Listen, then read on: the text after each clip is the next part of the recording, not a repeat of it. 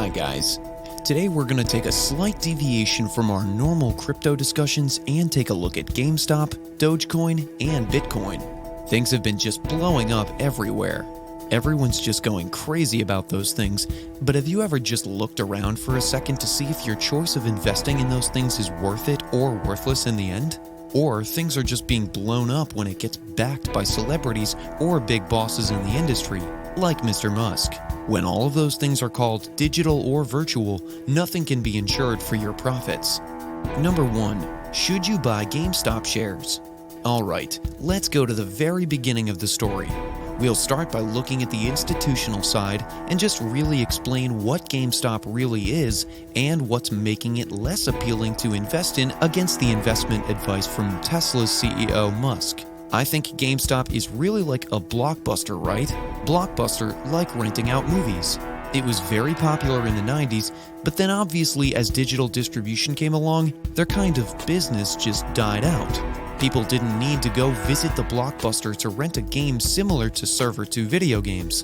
Video games are going for digital distribution like PlayStation 5. It's much more convenient. So, in many cases, they're facing a dying business model. They have to kind of just change and adapt to this current environment. Recently, GameStop, they're hit by coronavirus. They're hit by a dying business model. They might die out. That's a distinct possibility, so they've identified, and we think they're going to die out.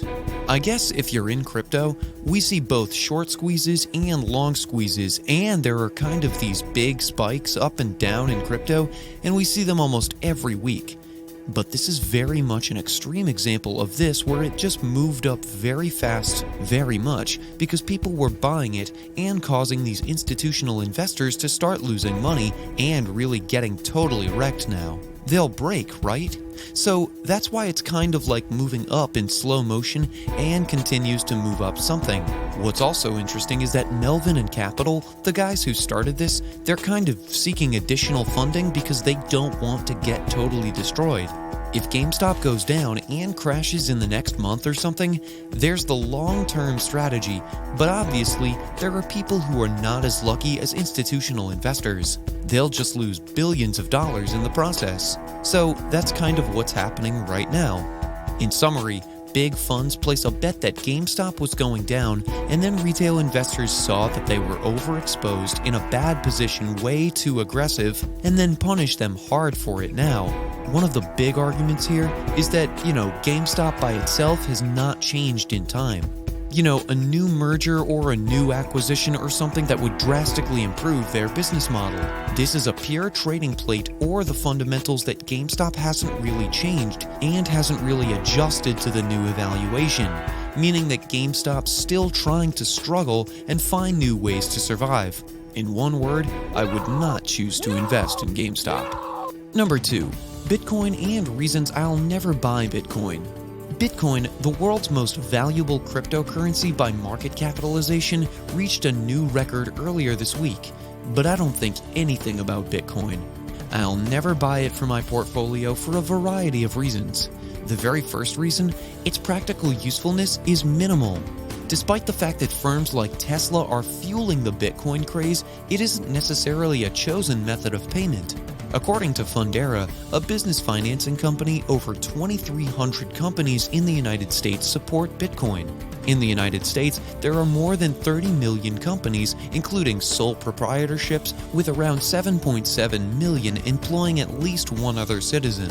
Bitcoin has barely made a difference in the service space after a decade. Often, keep in mind that the vast majority of tokens aren't currently in use. Investors are buying them up, limiting Bitcoin's capacity to function as a means of trade. What's next? Short selling is impossible, resulting in inefficient markets. Short sellers, or investors who benefit when the price of a security declines, have been at odds with institutional investors, who also tend to be the biggest supporters of Bitcoin in recent weeks. Short sellers are also seen as villains by others.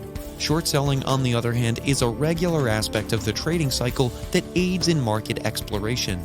In most websites, shorting Bitcoin is very complex, but we're not really close to a genuine market discovery.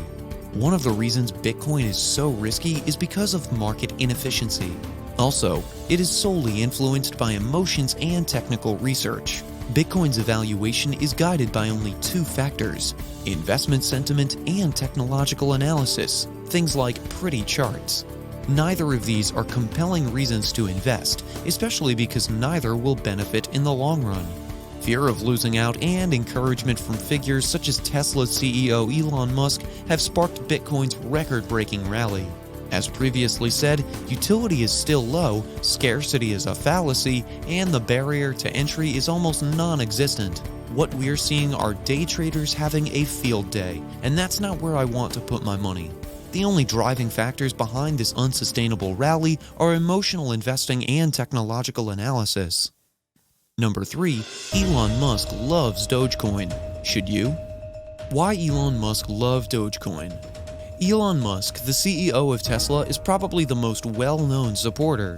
Musk, whose tweets have boosted the appeal of GameStop and Etsy stocks, has sent out a series of Doge tweets.